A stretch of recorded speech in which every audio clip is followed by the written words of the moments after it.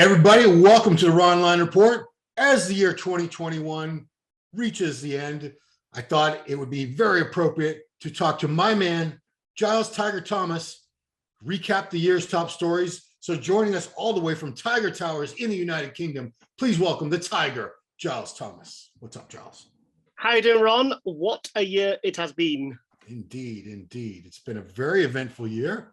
We're still having COVID. I thought that'd be all done by 2021, but we're not going to talk about COVID. We're all sick of that. I guess it's appropriate to start with those we've lost out of respect for them. And of course, to get that out of the way, because I do want to move on to happier topics, but we do need to address, we lost some amazing people this year. Most recently, Mr. Olympia, Shaun Clarida passed away. That was a shock, of course. I don't think we've ever had an Olympia champion pass away anywhere near winning the title. It's been many, many years later. So that was I guess we won't go through them individually, but George Peterson, only 37 years old, passed away just days before the Olympia in Orlando. We lost John Meadows back in August, I believe it was. That was a tough one for a lot of us. John was definitely one of the most beloved figures in this industry, bar none. Andy Hammond, Phil Hernan, Matt Mendenhall, Jenny Lynn Powell, and of course, we lost some competitors at the event. She was about to compete, and this sparked a whole controversy about diuretics. Was Alina Hadvani Kosanova passed away right before she would have competed in Alicante. So, man, I don't want to start talking about vaccines and viruses and get us banned on YouTube or canceled, but it's been a strange coincidence. You've been covering this sport and this industry a very, very long time. Have you ever seen this many of our own pass away in such frequency and such clusters like this in just 1 year? No, I remember, the big deaths, because I started following the sport in 1990, and the big death was obviously Mohamed Benaziza in 92 on the Grand Prix Tour. That was huge. That was everywhere. That's all everyone talked about. In 96, we lost Andreas Munzer. We lost another one in 96 as well. But it was big news, and it's like, but they were like years apart. But this year, it's been one blow after another. I'll be honest, the Shaun Clarida one still doesn't feel real to me. It doesn't feel like, it's almost like there was so many events going on and it kind of got lost in the mix. And it feels, I don't think I've really fully accepted that one. That seems a bit surreal to me. George Peterson, we were still reeling from George Peterson. I spoke to George like a week, 2 weeks before he passed. And, and also with people like John Meadows and stuff, it feels like we're losing some of the best people as well. Not just guys in their prime, not just, Mr. Olympias, but it feels like we've lost some of the best people. Peter McGough, George Peterson, Shaun Clarida, Andy Heyman, these were really, really good people. Yeah. And, but like I said, the Shaun Clarida thing, that felt like too much at a time when we were still struggling to process George Peterson, and it just seems so unfair, but going back to your question, I'm not one of these people that thinks it's connected to vaccines and COVID and stuff like that. I'm not on that. That's never even entered my head, and I certainly haven't thought along those lines. I don't know why. It just hasn't popped into my head. I've not really sat and really reflected why these things have been happening, because thing is, a lot of the deaths, we don't actually know really what happened, because only the family got the autopsy report. So it feels like, I think maybe people are starting to create these kinds of narratives because we don't know what happened. So, there's no such thing as coincidence, they say, but it's like they've all happened in such a short space of time. I think people are naturally trying to find solutions, and reasons for these deaths. And but no, I don't think it's connected. I'd be very surprised if it was. I'll be honest, I find the whole anti-vax thing is I find it very much an American thing. Yeah. It is. If you look on the feeds and the comments and stuff like that, it's very much so that seems to be a thing over in America. I don't know who started it or really but even Europe and UK, from what I've personally seen, it's not such a big thing over here. It's a very, very minor thing, so, and I don't know why that is. Maybe it's just a societal thing, Yeah, it's very tied into we have sort of an anti-government sentiment really brewing here with the current administration with Joe Biden as president, and it's sort of all tied together. It's, people think him and his administration, they're pushing the vaccine, and they're in collusion with Pfizer and Moderna. It's all tied into big business and Bill Gates, the industrial military complex. Who knows? You could go crazy trying to think about all these things, but I guess in the end, it doesn't matter. These people are gone; they're not coming back, and we've lost. Some of these. Which one hit you? I'll tell you. Meadows hit me the hardest because I knew John. I wouldn't say I knew him very well, but anytime I saw him, I would come over, we would talk for at least a few minutes. And he was just such an incredible, such a giving man, so intelligent. He was just, that's someone you think they're going to be around forever. You just can't imagine I'm going to go to a show and John's not going to be there anymore. It's bizarre. It's crazy.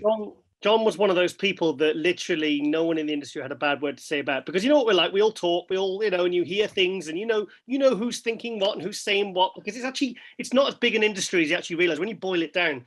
And George is one of those guys. I mean, John, with John, it was, I had him on Global once. I'd met him briefly once or twice, and I got a wonderful impression.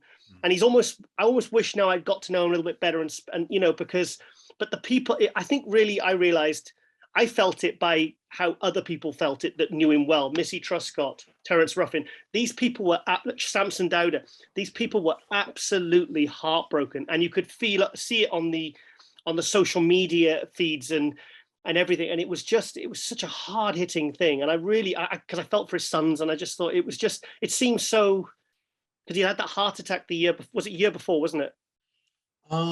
Yeah, it was just the past June of 2020. So yeah, it was. Yeah. He passed away like a year and a month later. Yeah, I think the one for me, the hardest hitting was George. I think because I still haven't really thought about the Shaun Roden thing, because it doesn't actually seem real. Yeah. It doesn't seem real, but George, I think that was the one that was, especially that week of the Olympia, because I already started feeling not just for his family, but for like the Olympia people and all the people involved with that and all the work and everything, and the kind of how that would impact them.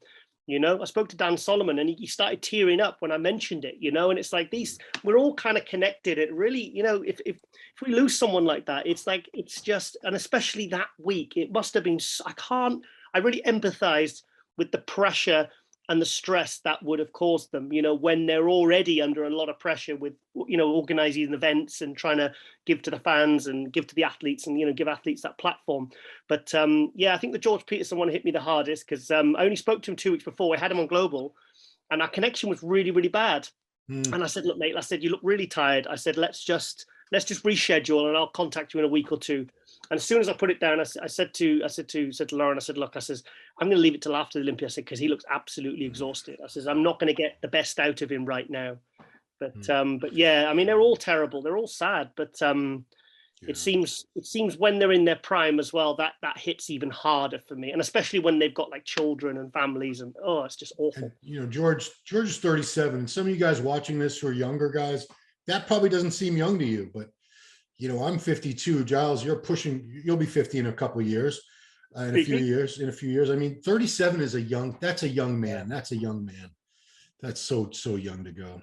Anyway, rest in peace, all those we lost. 2021. Let's move on. So there were some happy things that happened in the year, of course. One of them was that the Arnold Classic did happen. There was I was convinced there was not going to be an Arnold Classic in 2021, because March came and went, and no Arnold. And they're saying, well, we don't know where we're going to have it. Maybe we'll have it in Santa Monica. Maybe we'll have it here. I said, they're screwed. They're not going to have an Arnold this year. Hopefully 2022. But they pulled it together. They put it in September, which is crazy, because it actually ended up being 2 weeks before the Olympia. And we can debate that in a second, whether that was a good or a bad thing. So we've always had the Arnold as the start of the contest season. It's always been sort of a foreshadow of the contest season to come. It gives people momentum, because, we saw in 2019, Brandon Curry wins that. He goes and wins the Olympia a few months later, and it's been done before by a few other guys. So first of all, it's great that it happened. They did not have an expo. They only had a few divisions, which made it very easy for me to cover the show. But what are your thoughts on having it? I don't think it's ever going to happen again, but having it right before the Olympia, as it were, and it ended up being a lot of the same competitors from the Olympia.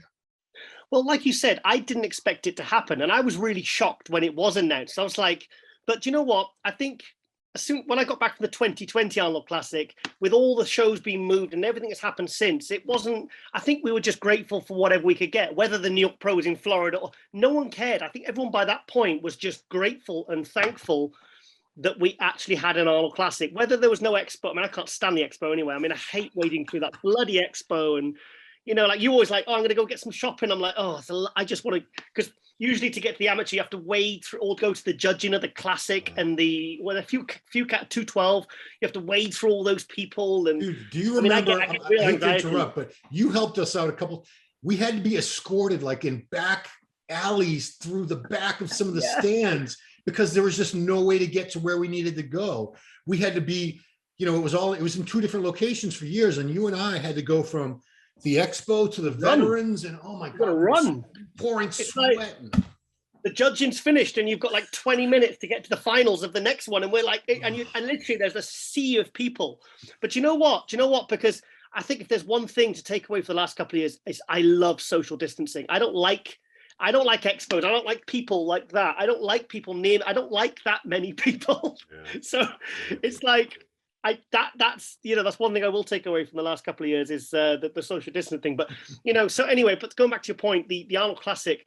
I was just happy that we had an Arnold Classic. Yes, it didn't have certain elements to it. But you know what? It's like I said, we'll just take what we can get, right? In the chaos. I think it was amazing that they still managed to put it on, because thing is, the expo also pulls in a lot of revenue to be able to pay. So it's really good that the Arnold Committee managed to pull that together. Because thing is, a lot of the staff there, they actually live in Columbus. I mean, that's their full-time job. So imagine being in somewhere like Columbus and having nothing to do that year because there's no show. I mean, I think it's a real testament to them that they actually managed to pull it together and they actually managed to put one on. As it for being 2 weeks before the Olympia, no, I didn't like that, but I didn't think it was. I think it was too much of a reveal for the Olympia, because before when the Olympia, say Nick Walker, he's done the New York Pro, he's won that, and the next time you see him, he's how many months later, 4 or 5 months later at the Olympia, and he could be looking totally different. When you see him at the Arnold Classic 2 weeks before, there's not much of a big surprise and a reveal, which we all love to see at the Olympia. We all like to see what people have been up to. So, but like I said, having said that, I was just happy there was one, and I think it's incredible that they pulled it together.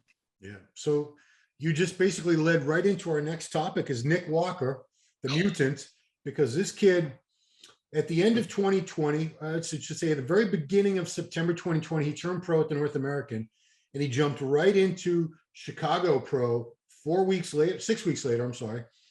And he got fourth place, which, that's a great debut considering he had been an amateur 6 weeks before that. So I said, okay, that's cool. He took top 5, good luck at the bigger shows. I mean, I wished him well, but I didn't know how he was going to stack up because he hadn't really stood next to too many of the top guys yet. So springtime 2021 rolls around, New York Pro, he just crushes it. He came out there and the crowd went electric, and it was basically, the show was over the minute he walked out there. He was just dominating, massive, ripped. And I said, okay, well, that's the New York Pro. Arnold, and he announced he was going to do the Arnold when that date. I said, good luck, kid. Good luck, because it's going to be Bonac, and it's going to be a lot of big names. It's going to be some Olympia caliber people. So I didn't necessarily think he would have the greatest chance. And, I'm wrong all the time. I love being wrong when it's a case like this. Yeah. And he won that. I still kind of wish Bonac had been there just to give him someone who was a little more comparable to battle against, but it was still a very, very decisive win. And let me tell you, this kid, we'll get to Brazil in a few minutes, but the American fans, especially the young guys, this is their hero. They love Nick Walker. So much so that when he goes to the Olympia and Hunter Labrada placed ahead of him, Walker Nation just went, they were outraged. Let me tell you, they're still complaining about it. And what is it, 3 months later now? But man, he revitalized the sport for a lot of the young guys who they can't relate to these guys who are 35, 40, 45 years old. It's just, that's just too old for them to even to admire. Or they respect these guys, I'm sure, but this is one of their own. This is a guy who's still in his 20s, still looks like them, talks like them, uses all the same slang terms. And man, what do you think? You've been watching the whole Nick Walker saga unfold this year. I'm just glad that the open class has someone that can really appeal to the young fans, like the 20-something gym rats, you know, the young up and comers. Because, like, have you seen Chris Bumstead's Instagram now? Yeah. I think it's 5.1, 5.2 million. Yeah. I mean, like, Ronnie's 4.4, the Olympia's 4.4. It's like this guy. So, you know, and I'm all for Chris Bumstead. I think he's amazing, but I don't want the classic to ever take the shine off the open. But at the end of the day, the open category has to appeal to the younger generation that can help the new guys. Do you know what I mean? Bring the new guys through into it. Otherwise, everyone's just going to fill up the classic or stick some board shorts on and do men's physique. So someone like Nick Walker really does appeal to those fans, and I really appreciate that, you know. And for me, I was thinking earlier on about this. I was thinking, is he like the new, in terms of popularity and what he delivers and who he appeals to, like the new Jay Cutler? But even Jay Cutler didn't. He had quite a bit of hate, you know. He was Mr. Olympia, you know. But with Nick, it's overwhelming. It's overwhelming the amount of support this kid's had, and I really like it. I think it's great. But you know what? I can't get over how much he's improving, because I saw, just when you think he ain't going to get better than that, I saw it in the New York Pro and I saw it at the Arnold. I was like, okay, that's a completely different physique he's bringing here, and he's done that in just a few months. And then, did you see the pictures of him with Blessing the other day? Yes. Yeah. Just like, I mean, his frontal bicep, he's hitting the frontal bicep, and his bicep is actually touching midway up his forearm. And you just think, is this kid going to slow down? He's really like, he's just like a steam train, this kid. And he's, you know, and I see all the YouTube content he's putting out, and he seems to be doing everything right very, very quickly. And, you know, his popularity is deserved. I mean, like Milos said, he says, was it the Arnold Classic? He said, okay, now I'm a believer. Yeah. Now I'm a believer of Nick Walker, you know, when maybe he wasn't before. Maybe he was like, okay, let's not get over too excited. You know, he's got to still do the New York Pro. He's got to step into the big shows like the Arnold and Olympia, you know. But I was glad he got top 5 at the Olympia as well. I didn't think he was going to be top 3, but top 5 is, like you said, it's like, that's incredible. And an Arnold Classic and a New York Pro. I mean, it's the future's bright for this kid, isn't it? Yeah. And, you know, this is his first off season that he's really had in, I think he said, almost 2 years, because he was prepping for shows over and over and over again with very little break. So yeah. I'm very excited. I'm sure he won't do anything until the Olympia, which is a year away still. Wow. We're going to have a long break between Olympias again. It's going to end up being like 15 months between Olympias now. But I just sorry to interrupt. I just hope he keeps that midsection, because thing is, sometimes you're so distracted by his thick, bumpy abs. It's like he's got to watch that midsection, because if that goes, then it's he's just going to regress. But I just hope he keeps an eye on that, because if he manages to improve like we've been seeing recently, and he keeps that midsection nice and tight, then he's just going to keep rising, and he's going to be unstoppable, and he's going to be knocking on Ramy's door very soon. Yeah. Well, speaking of Ramy, I think that's big stories that we had some repeat winners. Ramy for the second year in a row, Mr. Olympia, you know, beat Brandon Friday night by 1 point and made up some more points the next night.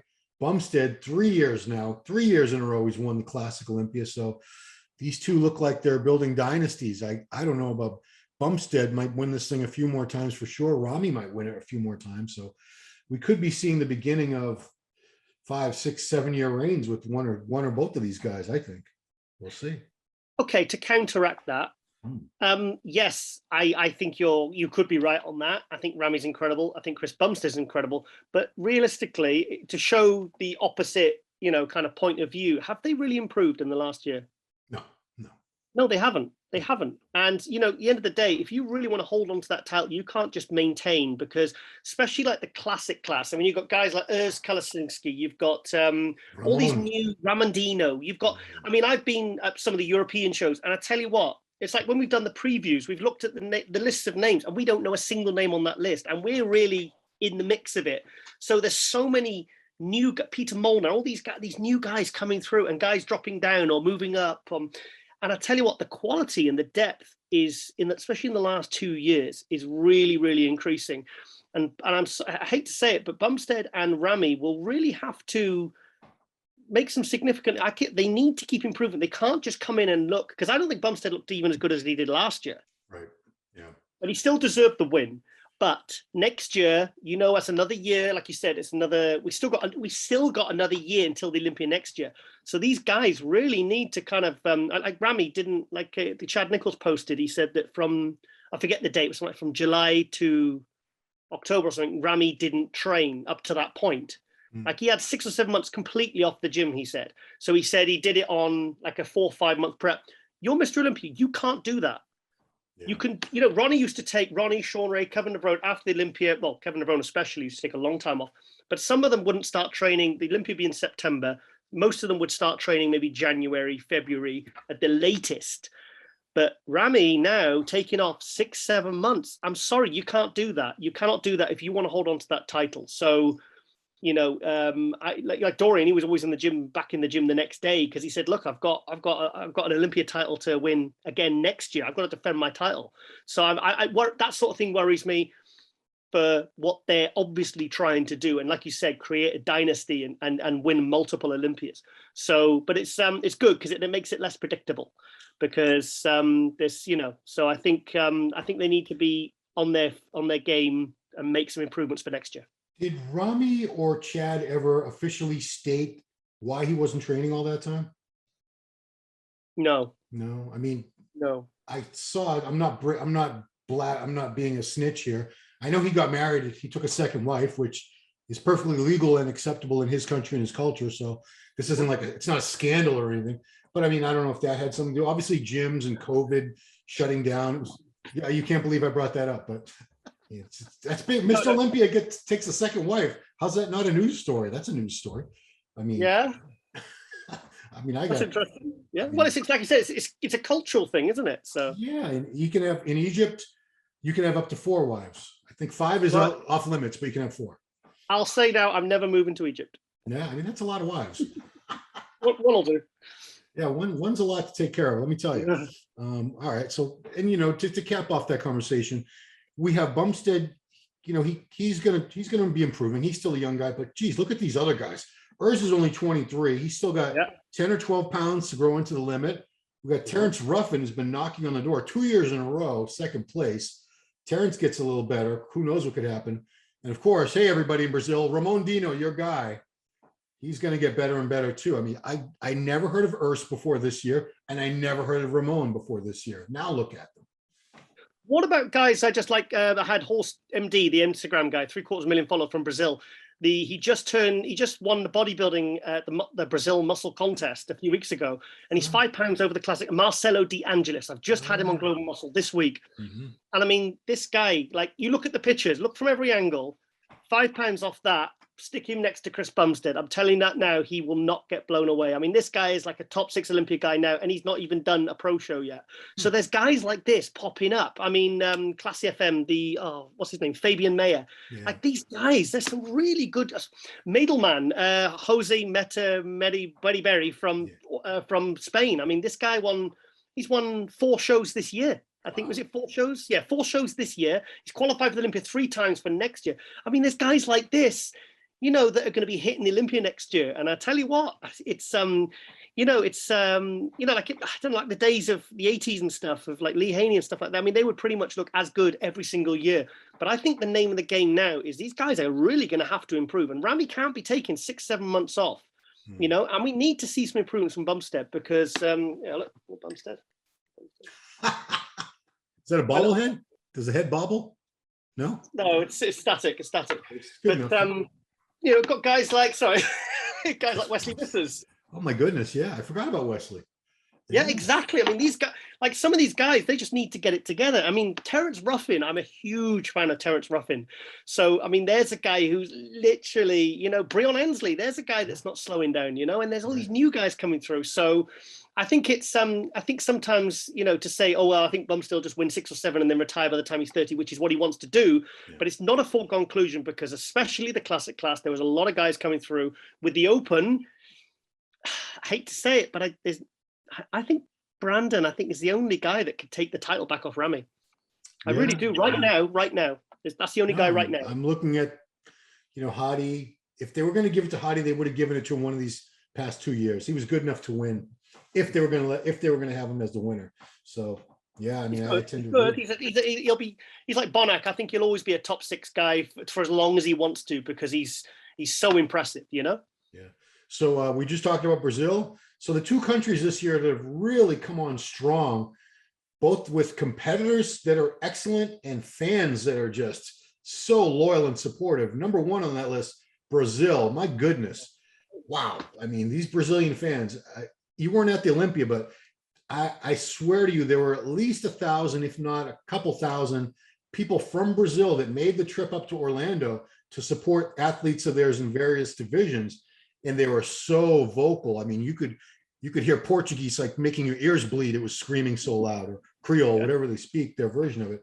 Wellness, half the Wellness Olympia lineup was from Brazil. More than half. What's more than half? Yeah, I'm being conservative here. They got, they have top competitors in figure, bikini.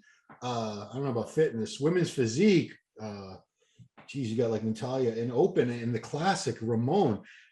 I had no idea, because even like 4 or 5 years ago, there were very few Brazilian pros. There was some bikini. There was, of course, bikini pros. I think Natalia wasn't even competing back then. So in just a space of a couple of years, Brazil has just exploded. And I know it's hugely popular down there.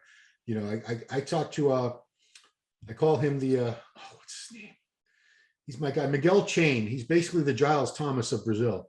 He's great. I know him. Yeah, I know him. I know the name. I know the name. Great dude. He's the journalist, covers all the divisions, knows everybody. And he's been telling me for a couple of years, like, Ron, you watch, Brazil is coming on strong. And, I'm like, yeah, whatever, we'll see. And boy, was he right. Yeah. So before we talk about Egypt, what do you think about this Brazil in South America? Well, from now on, if I ever have hate to say it, but if I have like a week episode for Global, I just have to go and reach out to a Brazilian, because I tell you what, the fans, I love to see this. I love to see fans that dedicated, that supportive. You said you heard 2 years ago, it was 2017 when I was speaking to Patrick Too, who was at the time prepping Rafael Brandeo. And he was the one, he said, Giles, I'm telling you, he says, I've just done a tour, like a seminar tour in Brazil. He says, I've never seen anything like it. He said, there are supplement stores and gyms on every single street corner. He said, all the women train. He said, they all take Anavar. He says, they're all at Anavar. He said, Anavar and GH. He says, because everyone trains together, all the couples train together. It's like the in thing. It's like the trendy thing. And he said he was doing these seminars, and he was pulling up. He said, and there was like LED billboards with his name on, and people like cried. He said, Giles, I was like, I was a freaking rock star. That's awesome. This was 4 or 5 years ago. And he told me what some of these athletes were getting paid with their sponsors. So they're really well supported by their sponsors. And you look at any Brazilian athlete, their followings are incredible. I mean, they're like, there's people I've never heard of, and I'm just scrolling one day, and then all of a sudden, you see on another page, and it brings you to this new athlete, and they've got like 1.2 million followers, and you're thinking, where are all these people coming from? Obviously Brazil, but they're just incredible, Ron. They're just amazing. And I've got another, I hope he turns up. I've got another Brazilian, very popular Brazilian, on the next episode of Global, and they're just there's a real energy and a real vibe about Brazil at the moment. And it's like, I think this is just the start. And I think the wellness class has helped it as well. I think it's boosted it, because wellness has been around years in Brazil. And there's like Angela Borges, she's done like 60, 70 shows, or she's got won like 60 shows. It's like a ridiculous number. Wow. It's like people think classic and wellness and these categories are new categories. They've been around over a decade. So I think this is just the beginning. I think we're going to see some Olympia champions coming from Brazil in the next 2 to 3 years. I think we're going to have more than one, and I think like I said, you see, it comes from support from the fans. It comes from good promoters like Tamer and Tarek. Really, like I had Marcelo on, and I said, how was the show? How was the Muscle Contest Brazil? And he says, I think it was okay. He says maybe 900 competitors. I'm like, what about the audience? He says, full, sold out. He said, no, you couldn't get any more people. And I was like, so if there's 900 competitors in the amateur shows, that's a serious amount of talent that's going to start filtering through to the pro ranks soon. So, like, I think next year, I think Brazil is just gonna. I think we've already seen the starts of it with Rafael Brandao and Ramondino and Marcelo now, Horse MD guy. It's not an equestrian magazine we're starting. Horse MD. What's the wellness Olympia champion's name? Her name escapes me at the moment. She's Franciel Matos. Yeah. Franciel Matos. Yeah, Franciel. Let me tell you, when she won, I was out doing a wrap up with Meadows, so I missed her winning the Wellness Olympia because they did it at the expo. But I came back in and she was doing an interview with one of the Brazilian media outlets off in the corner. And all I saw was this pack of people, had to be 500 people just trying to watch the interview. They were all gathered around like, oh, let me tell you, Brazil, you guys are doing a great job. So, but isn't it wonderful to see that level of support? I mean, I've heard the sponsors really look after their athletes and they really promote them. And I just think it's so great when a country like that, is kind of exploding. I think it really, hopefully it's gonna create a tidal wave of positivity and kind of, really encourage other countries, So I think it's fantastic to see. And I bet the Pro League and the NPC is very happy with that. Yeah, who wouldn't be? So the other country, of course, that's doing so well now is Egypt. Of course, they have Big Ramy. And not only, I'm sure they're happy Big Ramy's back in Egypt because he was in Kuwait for years and years. And now they've got him back living there in Cairo, representing the country like they would want their Olympia champ. You got Hassan Mustafa, who did a ton of shows this year. Mohammed Shaban did a ton of shows this year. Mohammed El Elam also. These guys are workhorses. Each of those guys did at least 6 shows this year. I want to say the record's probably Hassan or Mohammed. Actually, I don't know. I think they each did like eight shows, and I think it's Hassan. Yeah, wow. I'm sure the Arnold was his 7th, and he did the Olympia. I think that was his 8th. I might be wrong, but I think I'm pretty close there. But even like Mohammed and the other ones, they're only like 1 show behind. Right. And you've got Ahmed Wadani as well. I mean, he went to America. He was staying with Shaban. They were training together with Charles Glass. And like he was over in America just doing show after show after show, Texas and I forget the other shows he's done there. So he's done a few, So these, like you said, these guys are not afraid to compete because for so many years they couldn't even kind of get out of Egypt, out of there, because there wasn't the NPC wasn't there. They didn't. I think visas were a bit of an issue. I might be mistaken, but now these guys are getting out and about. It's like certain countries like Libya, like Kamal. Kamal was winning everything for years, and I've known Kamal, like I said, 20 years. And as soon as they get the opportunity to get their pro cards and go and compete internationally, look what happens, So there's probably all these, it's like Iran, you've got Behruz Tabani. That's another guy that could have won Romania. No one would have argued that. This guy just looked like, I was like, holy shit, have we got another Hadi on our hands here? This guy looks incredible. But going back to Egypt, sorry, I interrupted you there. Sorry, I've gone off on a tangent. I don't even know what I was talking about Egypt. I think the issue with Egypt was for many years they would retain their amateur status because the government looked after them with salaries, and I think they would give them a house and a car and all this. Mm-hmm. But I think all that changed because the IFBB World Championships, do they even have that? I don't even know if they put that on anymore, but that was the big event for international competitors. I think once the IFBB split, was it 2017? All that shifted, and a lot of those great amateurs who would never have taken their pro card, I think a lot of them said, well, might as well. And I think another thing that influenced them was watching how well Ramy was doing. Whereas maybe before they were thinking, well, we're from Egypt. They're never going to look at us. We'll never get to succeed like these other bodybuilders from America or wherever. But once they saw how well Ramy was doing, especially now that he's Mr. Olympia, I'm sure we're going to see more and more of these great competitors coming out of the woodwork. Well, Mohammed, I've had him on probably 3 or 4 times throughout the year on Global. And he said when Ramy did that, he said it kind of gave us all hope. Mm-hmm. And it also gave them confidence to actually, like Ahmed Wadani, these guys to start testing the waters outside. And now the NPC is completely global since the split. And also you got this new promoter, this Islam Kortem. I think you got to say his name Cottage, but it's spelled Kortem. I mean, that show, you saw the production of that show, the level of that. I mean, that wasn't like a first year show. That looked like something that had been around like a decade, with really good sponsors, really good investment. And this guy seems to be really well connected and really on the ball. So I think the Pro League have really got the right guy there to promote Egyptian bodybuilding. And of course, you've got Ramy. So that is, and do you know what I like to hear as well?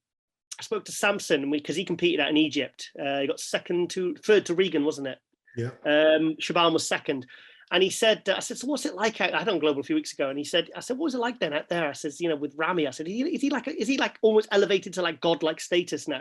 And he said, God, he said, he went out to the pyramid the next day because he likes to go off and see these countries a little bit. He said, we went on a camel and all that. We went to and he said, as soon as people noticed that I was a bodybuilder, he says people in the streets were just coming up to him and saying, Ramy, big Ramy, big Ramy, like people in the streets. I mean, maybe Ronnie had a bit of that in his town, but this is good to hear. This is seriously cool to hear. So I think we're going to be seeing more from. I think there's going to be some more. Like, look, you said those names you just mentioned there. They've already emerged in the last year. Into the pro ranks. Hassan's been around, a couple of years longer, but I think you're going to see more talent coming through. There's another guy, Mohammed Foda. I was hyping him about 2 years ago, and he got fifth, in his pro debut. He got fifth in the Open, so he's top 5 in his first pro show. So there's another guy, kind of like in the kind of Hadi mold, the kind of same sort of structure and detail, and these guys are hungry and they're getting confident now as well. So they're really going to start testing the waters and competing a lot more now, because people like Ramy and Mohammed and Hassan are all leading the way now. Yeah. So while we're on that international flavor, we got to talk about all these post-Olympia shows, because this was probably the strongest post-Olympia season, maybe ever. It harkened back to those old days when they used to do the Grand Prix tours after the Olympia. Those are more condensed. Are you going to bring something from one of your tours? But is that your first one you went to? That was the 1993 British Grand Prix. Oh my God! That's Charles. I took that when I was 17 years old. It's ridiculous. I mean, that's what we had in the 90s in the UK. So there's a point to this. Sorry, I've interrupted you there. Yeah. It was this was what we had. We had Kevin Levrone and all these Grand Prix tours, Spain, Germany, France, and then it kind of died off a little bit, but. And then now. Well, so that was in those days. It was pretty much just the Olympia competitors.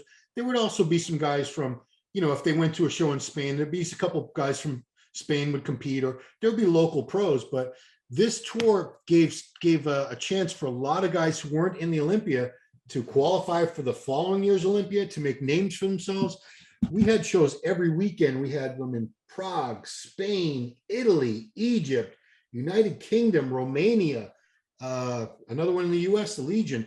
It was crazy because, like you said, we're doing previews of all these shows, and you knew a lot of them and I didn't, but there's so much talent out there that I think was being, I don't want to say buried or hidden, but these guys are really having a chance to make a name for themselves now, and girls, various divisions, where these shows are all getting their own spotlight. And I mean, the only thing that concerns me for 2022 is the Olympia being again in December. All these shows, if they're going to happen, they're going to have to be before the Olympia rather than post-Olympia, which I don't think it's a huge deal, but I hope the trend continues with all these shows all over Europe and Asia and everywhere else, and Middle East. And Egypt is actually technically in Africa. I mean, this gives you it just gives a chance for so many great athletes to get some recognition. I mean, when have you ever known it where after the Olympia, there's more shows outside of America than in America? Apart from the Legion, there was no other American Open shows. Was there after the Olympia? It was just Legion, wasn't it? Yeah. I mean, it was all not Europe, but this side of the Atlantic, But the thing is, like, these shows are so important because, like, I wrote a post today, because, like, I remember the Jay and Ronnie days. Yeah. Like, here's a bit of trivia for you. People think that the first true clash between Jay and Ronnie was at the 2001 Olympia. And it wasn't. It was actually at the British Grand Prix in 2000, because Jay came 8th in Olympia that year. And then he went to the Grand Prix and Ronnie did it. And I remember Kerry Kay's the promoter, because I was there on my camera backstage. I was taking pictures, and I was doing some shots and stuff, doing a report. And Kerry sums up and he says, Giles, he says, Jay Cutler guy? And I said, yeah. He says, tell you what, he's going to look really good. I went, Jay? I said, no, he's not even a top 6. That young guy, I said, he's not even a top 6 guy. Yeah.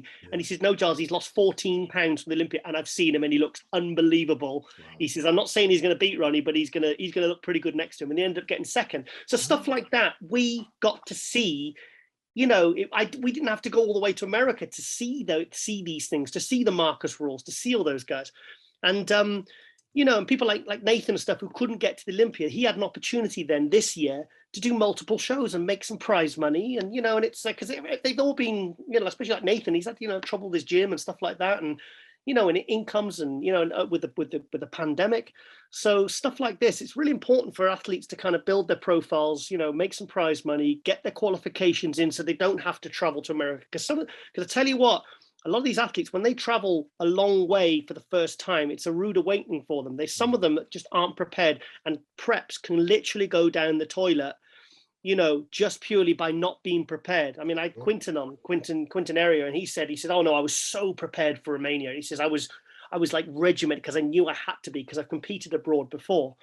But, you know, so it's important for these guys to sort of jump on a 2-hour flight or a 1-hour flight and actually do well and get recognition. And, you know, and people think, okay, this guy's a pro show winner. He's got potential. So these post-Olympia shows are so important. But like you said, what are they going to do for the qualifications for next year? Yeah.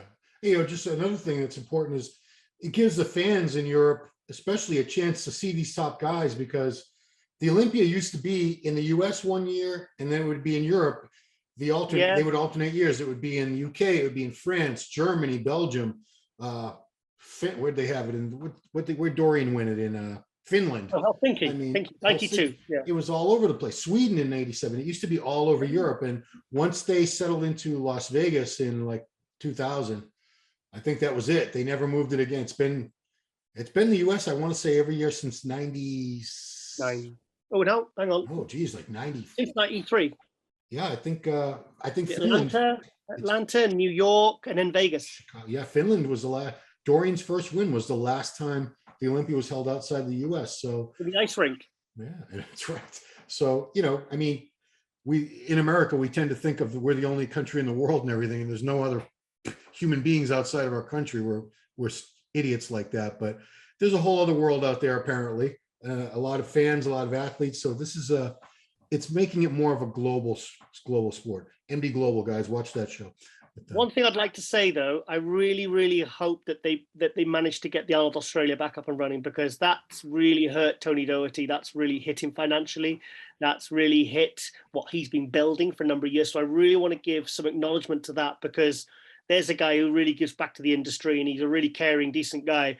And and for Australian bodybuilding, which is really kind of, it's been very repressed by the way the pandemic's been handled. I really, really hope to see that comes back next year, because it's a fantastic show, and it's you know, and he's put so much hard work into it and so much of his time and money. So I really hope that comes back next year or the year after. And while we're on that topic, they should bring back the Arnold in South America, which has been held in Sao Paulo, Brazil, and Rio, Brazil on different occasions. And man, how great would that show? How successful would that be now?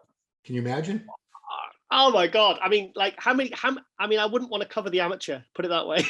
I mean, it's only been a couple of years. They haven't had it for 2 years. I think the last time they had it was 2019 when Juan Morel won, but it's a lot has happened with Brazil in just 2 years. It's the stock has risen. So yeah, that'd be a good one to, I wouldn't mind being a promoter in that country.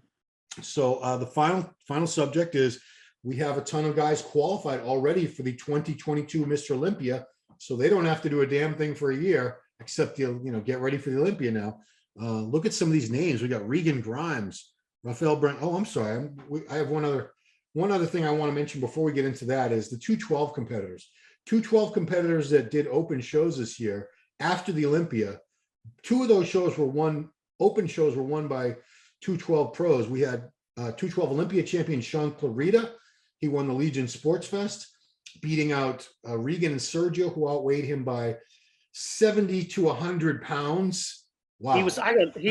Regan was 254. Shaun was 174. So he's 80 pounds lighter than Regan, and he beat him. And I think Sergio was right around 270. So it's about 100-pound difference.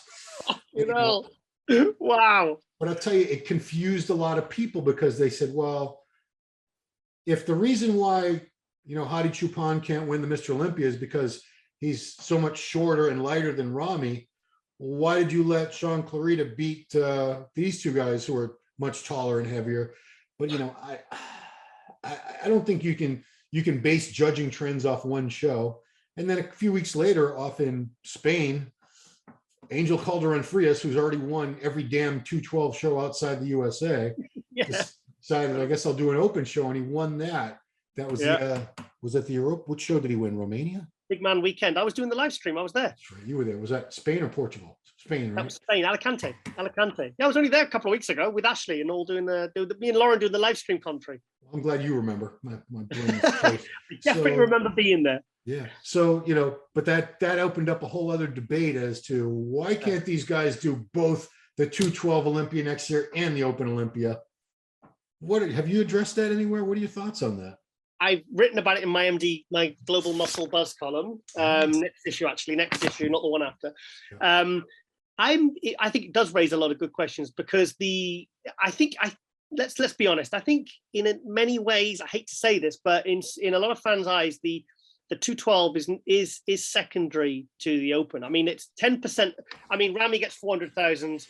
The 212, well, it's 50 now, but it used to be 40,000. Flex Lewis is winning $40,000, and for me, they're not 10 times worth less than the Open guys. Right. But it shows you there's a huge disparity. So I just think sometimes, some of the fans would look down their nose at maybe the 212 compared to how they felt about the Open. Yeah. But I just think now I think what Shaun Clarida has done is actually revolutionary. I think it's absolutely pioneering, I would say. It's really sending a message that the 212 guys, and also it shows that the judging's been done right, because you might have got, they always say a good tall guy beats a good short guy. Well, not necessarily. Otherwise, Shaun Ray wouldn't have been second in Olympia, beating Kevin Navone and Paul Dillette and all these guys. So I think it really raises a few questions. And also, I'm going to ask you this now. What do you think Shaun Clarida is going to do? Do you think he's going to do Open or 212 next year? 212. I think he'll do. He wants that. I'm sure he wants that title back. He hasn't made any kind of statement, but we've had this debate, because where is he going to realistically? Where would you, if he had been in this last Open Olympia, where would you have placed him? How do you think he'd look next to Bonac? Comparable. There you go. I think he would have been about somewhere between 6th and 8th, realistically. Is that about right? That's not bad, mate. It's not bad. For a guy with 174. But would you rather be, let's say 7th? Let's round it off. I asked you this. Yeah. Would you rather be 7th in the Mr. Olympia or win the 212 Olympia? Or win something you've already won before? So maybe he can get more excited about thinking, okay, instead of I've got a choice. I've either trained for winning the 212 Olympia or I train for making top 6 at the Open Olympia, which would be, what would make a bigger statement? Top 6 at the Olympia or winning the 212 Olympia for the second time? Go. Top 6 Olympia. There you go. There you go. And you know what, Shaun? He's very, it took real balls to do that Open show. I thought, what is he doing? I thought, what is he doing? And because what was he trying to prove here? Right. And then he won it. And he actually said he weighed 3-4 pounds less than he did at the Olympia. And he looked better there. Yeah. So it's it just goes to prove, like in the days of Mohammed Makawe, Shaun Ray, Labrada, guys like 150, 170, 180, 190, going up against guys what Ramy is close to 300. I'd love to see Ramy next to Shaun Clarida. I'll tell you what, I don't think he wouldn't blow him off the stage. Size-wise, yes, but pound for pound, let's judge it on what we see, the illusion, the shoulder to waist differential, the size of the joints, the muscle bellies, because that's what they're judged on. They're not judged on how much room they take up. I'll tell you, muscle. Otherwise, Marcus Rule would have won the Olympia. Nasser would have won it many times. Muscle quality, maturity, detail, density. I give that to Clarida over Ramy all day long. Hunter next to Clarida. Really, let's break it down. Hadi Chupin next to Shaun Clarida at his best. That's no one's blowing anyone off the stage there. Yeah. He's comparable. So, I guess the fans don't understand, why can't they do both? It's just there are rules in place. They just had an argument. Why can't the Arnold Amateur winner do the Arnold Pro the next day? Because they do it in other shows. It's just there are rules in place for certain shows, and I think Dan Sullivan's already addressed this, that they have to pick one. Correct?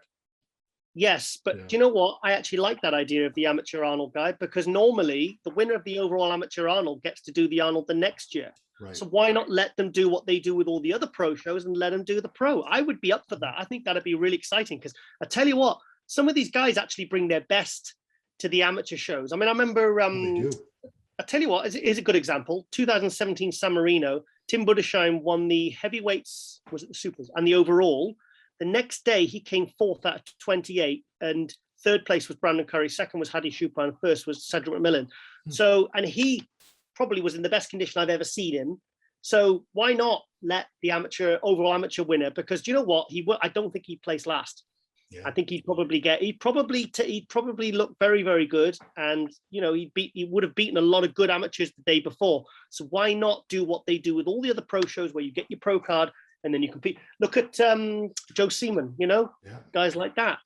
I think it would add to the show. Do it. Speaking of Toronto, the classic winner at the Toronto Pro a couple of weeks ago, he had won the amateur the day before.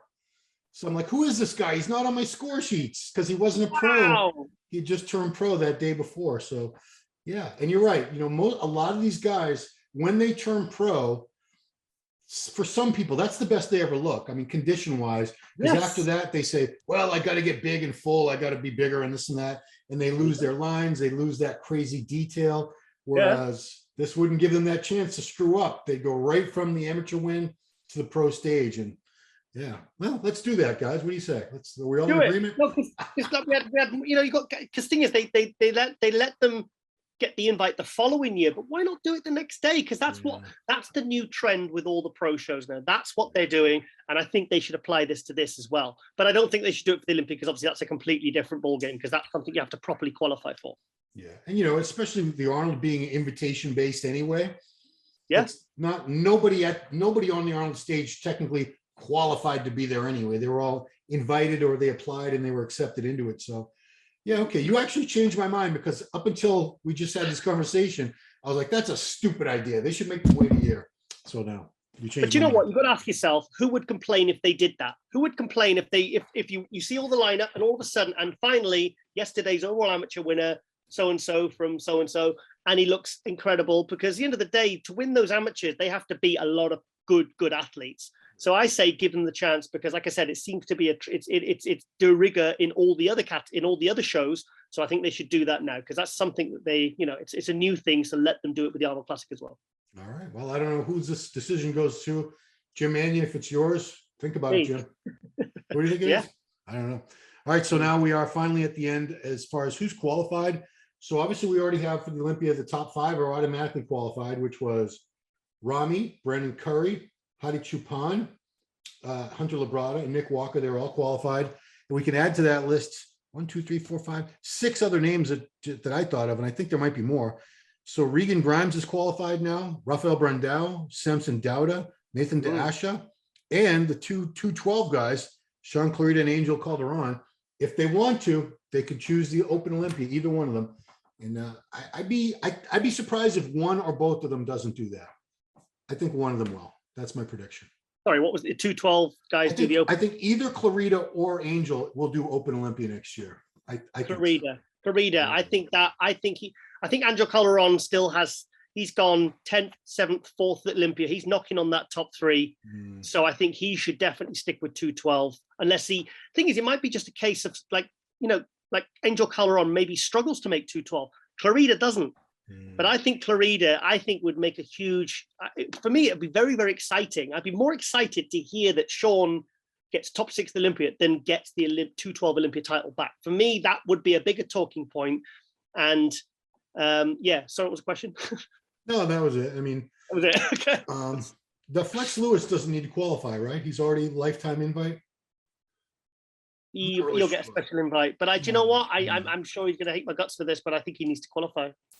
I don't think he does. I mean, he doesn't get a special invite. He will get, because he had a special invite last year, and I disagreed with it, and I'm sure he wasn't happy about that. But for me, but then again, they let these Olympia champions, they let them have lifetime qualification. Right. But I don't know how I feel about that. I wouldn't argue if he did, but no one would, you know, if they can extend it to bloody Kai Green, you know, it's a year after year after year. It's like, and he never takes it.